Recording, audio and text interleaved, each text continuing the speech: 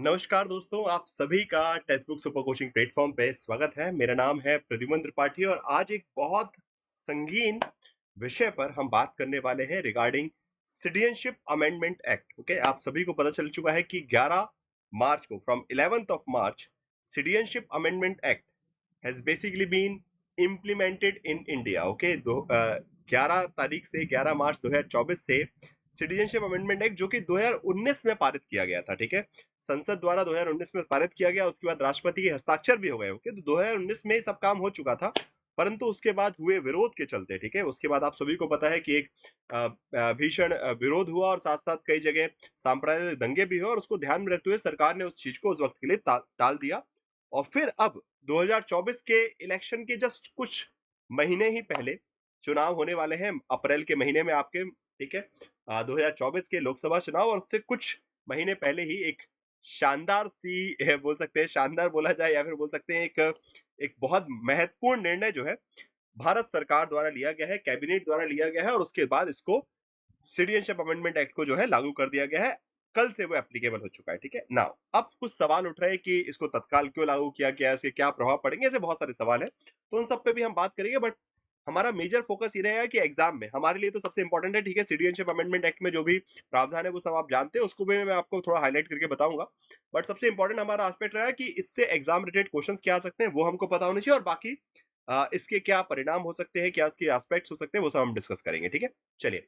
सबसे पहले सवाल से स्टार्ट करते हैं कि इसको क्यों तुरंत लागू किया है। तो आप सभी समझते हैं कि भाई चुनाव के वक्त में हर पॉलिटिकल पार्टी चाहती है कि उसके पास कुछ ऐसे हथियार हो जिसके द्वारा जो है वो जनता को पोलराइज कर सके। Okay, because they want to consolidate on their vote. Okay, जिसको हम पोलराइजेशन थ्योरी भी बोलते हैं, कि अपने जो वोटर्स है उनको कंसोलिडेट करना है कि हाँ भाई आप हमारे पाले में हो और वो दूसरे उनके पाले में। सो लाइक जिसको हम बोलते हैं ध्रुवीकरण, ध्रुवीकरण की राजनीति, जिसको कई बार हम पॉलिटिकल साइंस में भी पढ़ते हैं। ये राजनीतिक परिप्रेक्ष्य। ओके, तो बीजेपी ने किया, कांग्रेस ने किया, ये सब बातें अलग है, वो राजनीति से हम अलग हटकर as a political scientist, okay, बोल सकते हैं पॉलिटिकल साइंस के स्टूडेंट या फिर बोल सकते हैं पॉलिटिकल साइंस के विद्यार्थी होने के नाते उस पॉलिटिकल थ्योरी के परस्पेक्टिव से अगर मैं इस निर्णय को एनालाइज करूं तो it's a decision for the polarisation of the Indian politics, specially right ahead of the election, जो कि अक्सर किया जाता है। Again if we go with the studies of Paul Brass, okay, Paul Brass की स्टडीज की बात करें या फिर किसी भी जो जिन्होंने इंडियन इलेक्ट्रोल सिस्टम की स्टडी की है, भले वो स्टीम विलियमसन है, पॉल ब्रास है, डिफरेंट थिंकर्स है,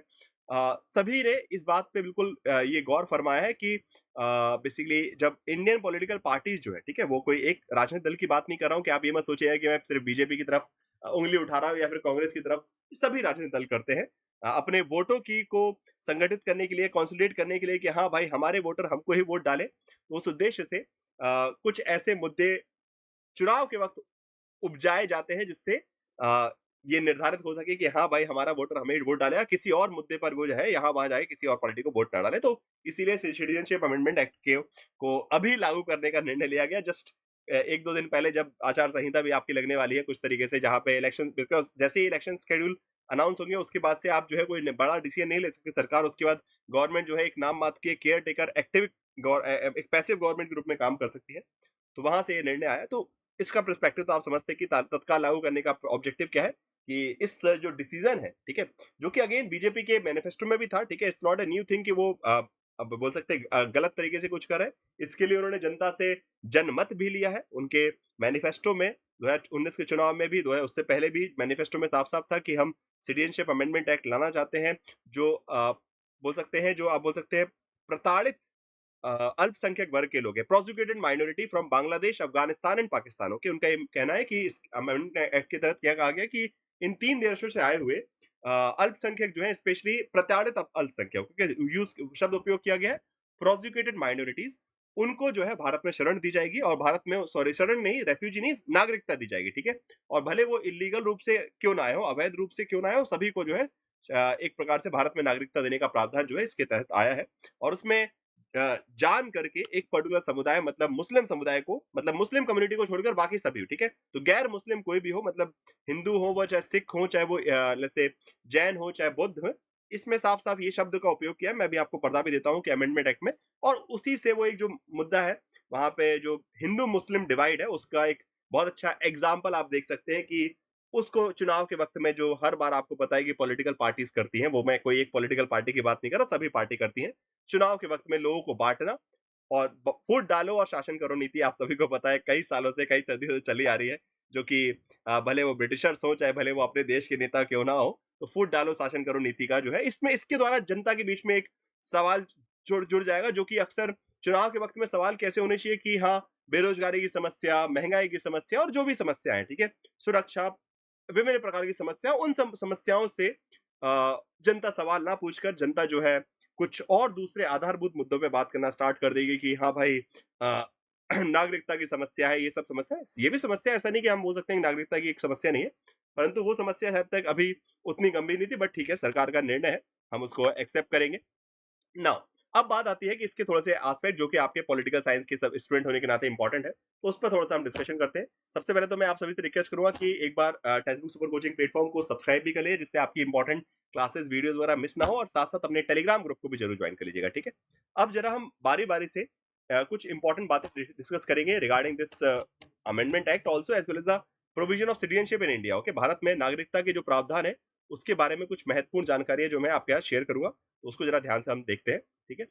सो फर्स्ट ऑफ ऑल, अगर हम बात करें सिटीजनशिप अमेंडमेंट एक्ट 2019 की, सो इसमें ऑब्जेक्टिव क्या है? It proposes the citizenship for the 6 communities. Okay, 6 समुदायों के लिए नागरिकता की बात की गई, जिसमें हिंदू, सिख, बुद्धिस्ट, जैन, पारसीज और क्रिश्चियन, ठीक है, जो कि पाकिस्तान, बांग्लादेश, अफगानिस्तान, ओके, इन 3 देशों से आए हुए सताए हुए, इनका उसमें शब्द उपयोग किया गया प्रोसिक्यूटेड माइनॉरिटी। ओके, मतलब जिनको सताया गया है और वो अल्पसंख्यक वर्ग के हैं, उनके देश में, मतलब अफगानिस्तान, पाकिस्तान और बांग्लादेश, ये भारत सरकार के द्वारा माना गया है कि यहाँ पे मुस्लिम समुदाय जो है मेजोरिटी में है, the Muslim communities are majority, and the rest of these Hindu, Sikh, Buddhist, Jain, Parsis, Christian, they all are in minorities. तो ये अगर बेसिकली अवैध रूप से भी या फिर वैध रूप से अगर भारत में आए हैं और नागरिकता अभी तक इनको नहीं मिली है, तो उनको नागरिकता देने का प्रावधान इसके तहत किया गया है। अच्छा, नागरिकता के अलग-अलग नियम है, जिसमें जो एक रिक्वायरमेंट है कि आप करीबन 11 साल से भारत में अगर आप रह रहे हैं, तो उसके आधार पे आपको द प्रोसेस ऑफ नेचुरलाइजेशन जिसको बोलते हैं, ओके, प्रकटीकरण की प्रक्रिया के आधार पे जो है नागरिकता देने का जो प्रावधान है, उसमें 11 साल का प्रावधान है कि 11 साल तक आप रहेंगे तब जाके आपको नागरिकता, परंतु उसके तहत जो है 5 बेसिकली सॉरी 5 साल के अंदर आपको नागरिकता दी जाएगी, ठीक है। Now one more important information जो कि एग्जाम के लिए आपको याद रखनी है, यहाँ पे कुछ डेट्स हैं जो कि इम्पैक्ट करेंगे, ठीक है, कि इस सिटीजनशिप अमेंडमेंट एक्ट के तहत, ठीक है, सिटीजनशिप अमेंडमेंट एक्ट जो आपका है उसके तहत किस डेट से, ठीक है, किस डेट से नागरिकता देने का प्रावधान है, तो दिसंबर 19, क्या लिखा है यहाँ पे, just give me a second.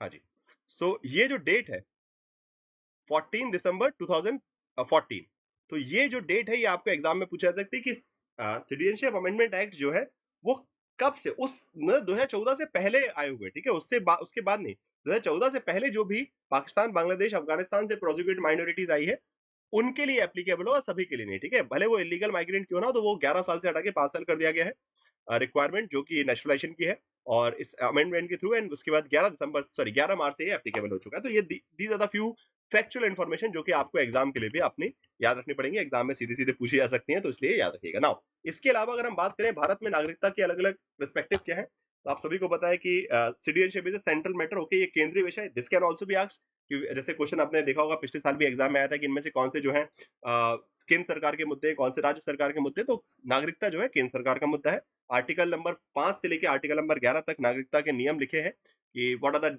Different aspects of citizenship. Okay, तो बाकी इसके अलावा द रूल्स रिगार्डिंग सिटीजनशिप, उसके रिगार्डिंग कॉन्स्टिट्यूशन में जो है पूरी इंफॉर्मेशन है। कॉन्स्टिट्यूशन ये कहता है कि संसद नागरिकता के नियम बनाएगी, ठीक है, नागरिकता देने के जो नियम है वो संसद द्वारा बनाए जाएंगे। बाकी नागरिकता के मल्टीपल आर्टिकल जो है यहाँ पे लिखे गए हैं, आर्टिकल 5 से लेके आर्टिकल 11 तक इंफॉर्मेशन है, ठीक है, जिसमें रजिस्ट्रेशन का एस्पेक्ट है, नेशनलाइजेशन का एस्पेक्ट है, ठीक है।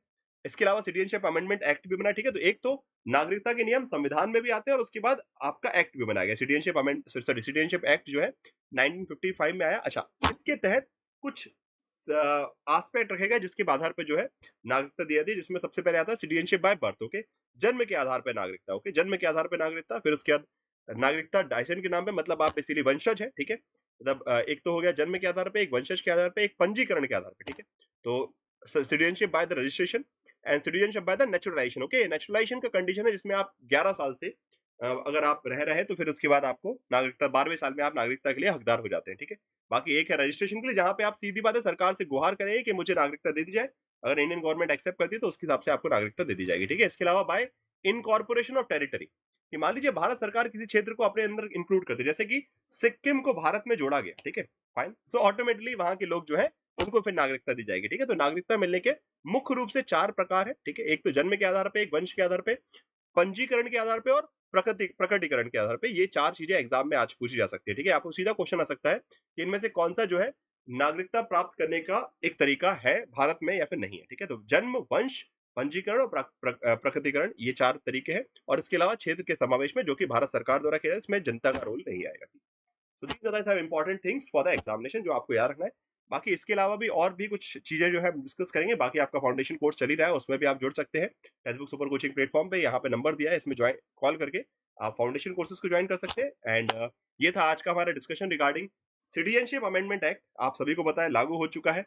क्यों लागू किया गया अभी समझ सकते हैं कि राजनीतिक आवश्यकता थी वो, क्योंकि चुनाव का वक्त है और मेरे को चुनाव से पहले कुछ ऐसे मुद्दे चाहिए जिसके द्वारा जो है चुनाव को हम पोलराइज कर सके। और ये हर पॉलिटिकल पार्टी का प्रयास रहता है कि वो अपने वोटर्स को अपनी तरफ आकर्षित कर सके, और इसीलिए सिटीजनशिप अमेंडमेंट एक्ट को जो है बिल्कुल इसी वक्त जो है लागू करने का पीछे एक ही कारण है और इसके पीछे कोई कारण नहीं है। बाकी हाँ, सरकार ने पहले ही ये बोला था कि इसको हम लागू करेंगे, तो इसमें ऐसा कुछ नहीं है कि कोई नई बात है। ये पहले से ही पास हो चुका है, 2019 में पास हो चुका है, प्रेसिडेंट की एक्सेंट मिल चुकी थी, तो वो अप्लाई होना ही था। कभी ना कभी अप्लाई होता है, बट अभी अप्लाई हुआ, ये एक अपने आप में एक थोड़ा-सा एक बोल सकते हैं संवेदनशील मुद्दा हो चुका है और इसीलिए थोड़ा-सा आपको इस पे हाइप दिख रहा है। बाकी एग्ज़ाम के लिए तैयार रहिएगा, एग्ज़ाम में कुछ इससे रिलेटेड क्वेश्चन जो है आपको जून वाले एग्ज़ामिनेशन में देखने को मिल सकते हैं, ठीक है? सेशन को लाइक कीजिएगा, शेयर कीजिएगा, अपने दोस्तों के साथ भी सब्सक्राइब भी ज़रूर कीजिएगा, ठीक है? Thank you so much for watching this video.